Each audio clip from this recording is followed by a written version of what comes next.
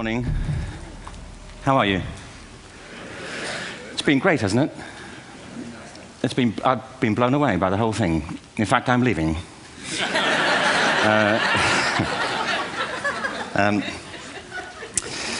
There have been three themes, haven't there, running through the conference, which are relevant to what I want to talk about. One is the extraordinary evidence of human creativity in all of the presentations that we've had and in all the people here. Just the variety of it and the range of it. The second is that it's put us in a place where we have no idea what's going to happen in terms of the future. No idea how this may play out. I have an interest in education. Actually, what I find is everybody has an interest in education. Don't you? I find this very interesting. If you're at a dinner party and you say you work in education, actually, you're not often at dinner parties, frankly, if you work in education. You're not asked, and you're never asked back, curiously. That's I think it strikes me. But if you are, and you say to somebody, they say, what do you do? And you say, you work in education, you can see the blood run from their face. They think, oh my God, why me? It's my one night out all week. But if you ask people about their education, they pin you to the wall. Because it's one of those things that goes deep with people. Am I right? Like religion and money and other things. So I have a big interest in education, and I think we all do. We have a huge vested interest in it, partly because it's education that's meant to take us into this future that we can't grasp. If you think of it, children starting school this year will be retiring in 2065. Nobody has a clue, despite all the expertise that's been on parade for the past 4 days, what the world will look like in 5 years' time. And yet we're meant to be educating them for it. So the unpredictability, I think, is extraordinary.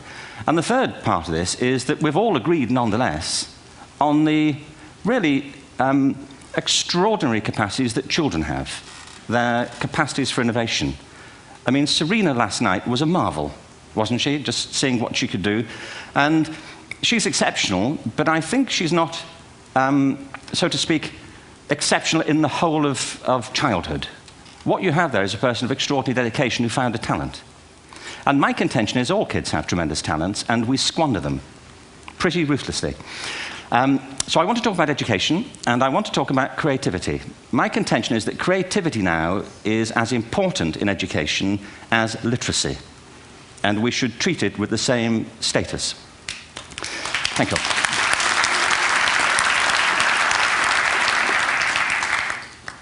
That was it, by the way. Thank you very much.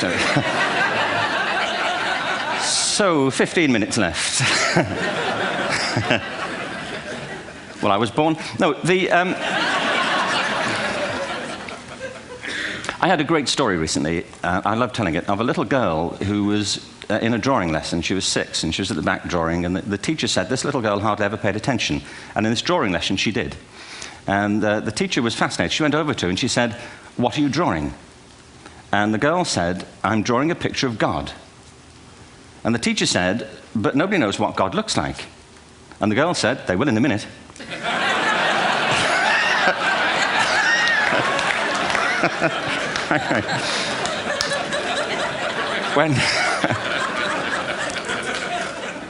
When my son was 4 in England, actually he was 4 everywhere, to be honest. I mean, if we're being strict about it, wherever he went, he was 4 that year. But he was in the Nativity play. Do you remember the story? No, it was big. It was a big story. Mel Gibson did the sequel. You may have seen it. I don't know. It was Nativity 2. But James got the part of Joseph, which we were thrilled about. We consider this to be one of the lead parts. We had the place crammed full of agents and T-shirts. James Robinson is Joseph. He didn't have to speak, but do you know the bit where the 3 kings come in? They come in bearing gifts, and they bring gold, frankincense, and myrrh. This really happened. We're sitting there, and they, I think, just went out of sequence. Because we talked to the little boy afterwards and said, are you okay with that? And they said, yeah, why was that wrong? They just switched. I think that was it. Anyway, the 3 boys came in, little 4-year-olds with tea towels on their heads, and they put these boxes down. The first boy said, I bring you gold. And the second boy said, I bring you myrrh. And the third boy said, Frank sent this.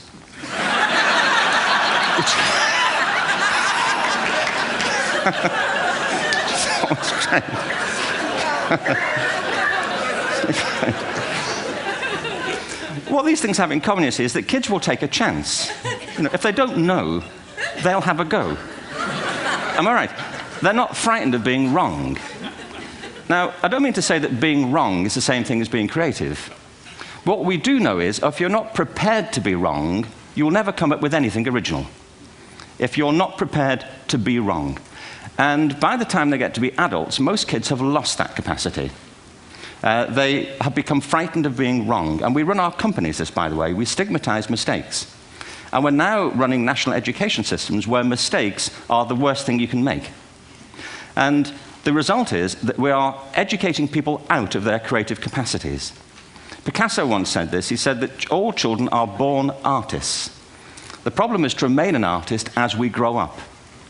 I believe this passionately, that we don't grow into creativity, we grow out of it. Or rather, we get educated out of it. So why is this? I lived in Stratford-on-Avon until about 5 years ago. In fact, we moved from Stratford to Los Angeles. So you can imagine what a seamless transition, this was from LA. Actually, we lived in a place called Snitterfield, just outside Stratford, which is where Shakespeare's father was born. Are you struck by a new thought? I was. You don't think of Shakespeare having a father, do you? Do you? Because you don't think of Shakespeare being a child, do you? Shakespeare being 7. I never thought of it. I mean, he was 7 at some point. He was in somebody's English class, wasn't he? Do you understand? Really? How annoying would that be?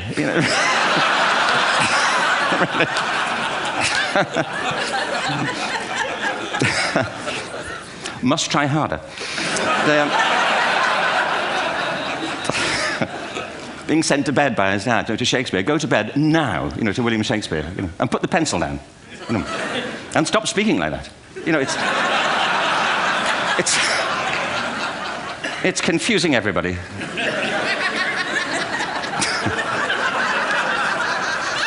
Anyway,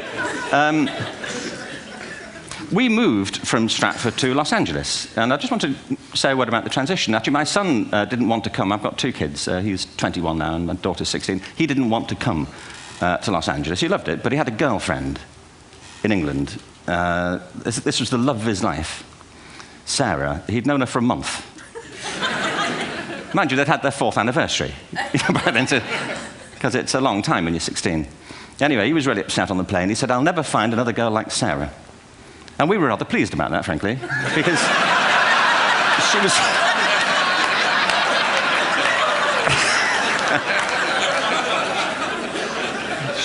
she was the main reason we were leaving the country.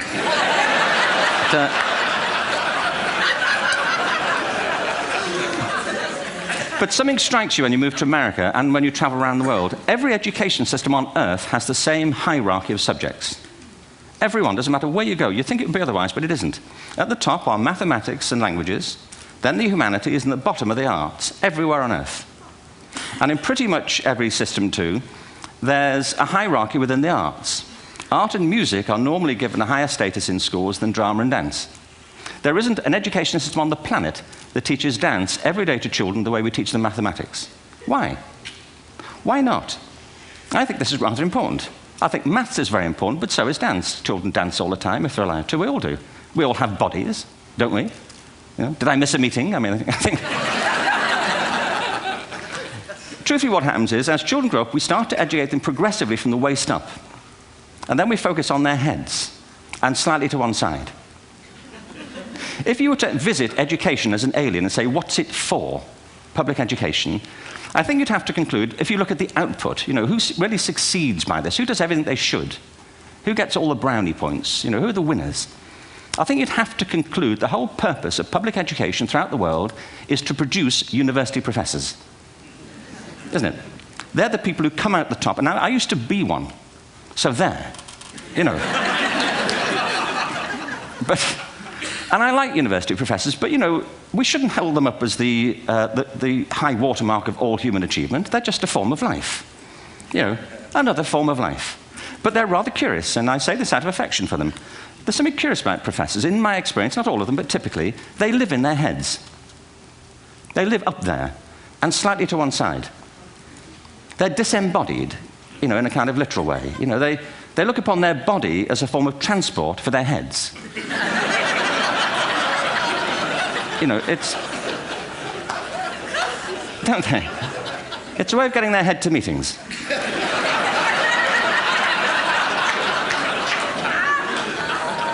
If you want real evidence of out-of-body experiences, by the way, get yourself along to a residential conference for senior academics and pop into the discotheque on the final night. And there you will see it, grown men and women writhing uncontrollably off the beat, waiting to it ends so they can go home and write a paper about it. Now, our education system is predicated on the idea of academic ability. And there's a reason. The whole system was invented around the world. There were no public systems of education really before the 19th century. They all came into being to meet the needs of industrialism. So the hierarchy is rooted on two ideas. Number one, that the most useful subjects for work are at the top. So you were probably steered benignly away from things at school when you were a kid, things you liked, on the grounds you would never get a job doing that. Is that right?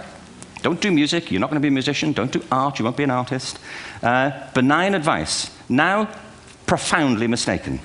The whole world is engulfed in a revolution. And the second is academic ability, which has really come to dominate our view of intelligence because the universities designed the system in their image. If you think of it, the whole system of public education around the world is a protracted process of university entrance. And the consequence is that many highly talented, brilliant, creative people think they're not, because the thing they were good at school wasn't valued or was actually stigmatized. And I think we can't afford to go on that way. In the next 30 years, according to UNESCO, more people worldwide will be graduating through education than since the beginning of history. More people. And it's the combination of all the things we've talked about, technology and its transformational effect on work, and demography and the huge explosion in population. Suddenly, degrees aren't worth anything. Isn't that true? When I was a student, if you had a degree, you had a job. If you didn't have a job, it's because you didn't want one. And I didn't want one, frankly. So, but now, kids with degrees are often heading home to carry on playing video games because you need an MA, where the previous job required a BA, and now you need a PhD for the other. It's a process of academic inflation, and it indicates the whole structure of education is shifting beneath our feet. We need to radically rethink our view of intelligence. We know three things about intelligence. One, it's diverse. We think about the world in all the ways that we experience it. We think visually, we think in sound, we think kinesthetically, we think in abstract terms, we think in movement. Secondly, intelligence is dynamic. If you look at the interactions of a human brain, as we heard yesterday from a number of presentations, intelligence is wonderfully interactive. The brain isn't divided into compartments. In fact, creativity, which I define as the process of having original ideas that have value, more often than not, comes about through the interaction of different disciplinary ways of seeing things. The brain is intentionally, by the way, there's a shaft of nerves that joins the two halves of the brain called the corpus callosum. It's thicker in women. Following on from Helen yesterday, I think this is probably why women are better at multitasking. Because you are, aren't you? There's a raft of research, but I know it from my personal life. If my wife is cooking a meal at home, which is not often, thankfully, but if she's doing... No, she's good at some things. But if she's cooking, she's dealing with people on the phone, she's talking to the kids, she's painting the ceiling, she's doing open heart surgery over here. If I'm cooking, the door is shut, the kids are out, the phone's on the hook. If she comes in, I get annoyed. I say, Terry, please, I'm trying to fry an egg in here.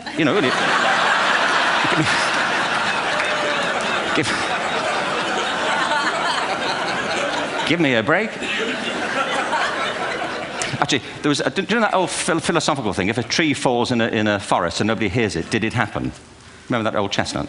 I saw a great T-shirt, really, recently, which said, if a man speaks his mind in a forest and no woman hears him, is he still wrong?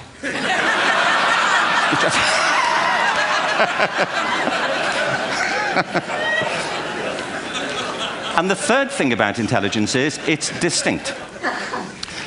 I'm doing a new book at the moment called Epiphany, which is based on a series of interviews with people about how they discovered their talent. I'm fascinated by how people got to be there. It's really prompted by a conversation I had with a wonderful woman who most people have never heard of. She's called Gillian Lynn. Have you heard of her? Some have. She's a choreographer, and everybody knows her work. She did Cats. and Phantom of the Opera. She's wonderful. I used to be on the board of the Royal Ballet in England, as you can see. And anyway, Jill and I had lunch one day. I said, how'd you get to be a dancer? And she said it was interesting. When she was at school, she was really hopeless. And the school in the 30s wrote to her parents and said, we think Gillian has a learning disorder. She couldn't concentrate, she was fidgeting. I think now they'd say she had ADHD. Wouldn't you? But this was the 1930s, and ADHD hadn't been invented, at this point, so it wasn't an available condition. People weren't aware they could have that. Anyway, she went to see this specialist. So this oak-panelled room, and she was there with her mother, and she was led and sat on this chair at the end, and she sat on her hands for 20 minutes while this man talked to her mother about all the problems Gillian was having at school.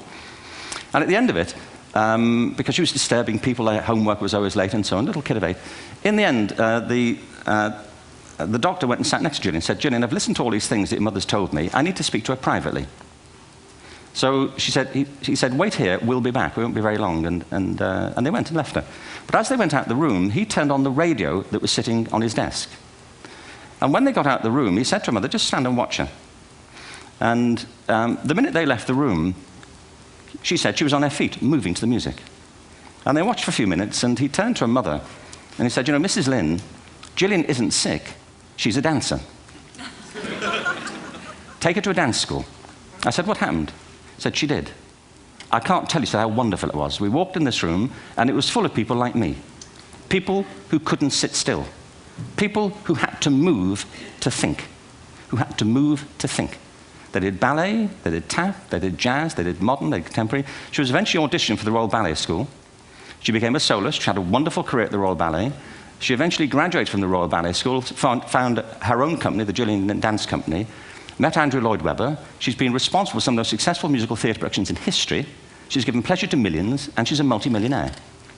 Somebody else might have put her on medication and told her to calm down. Now, I think...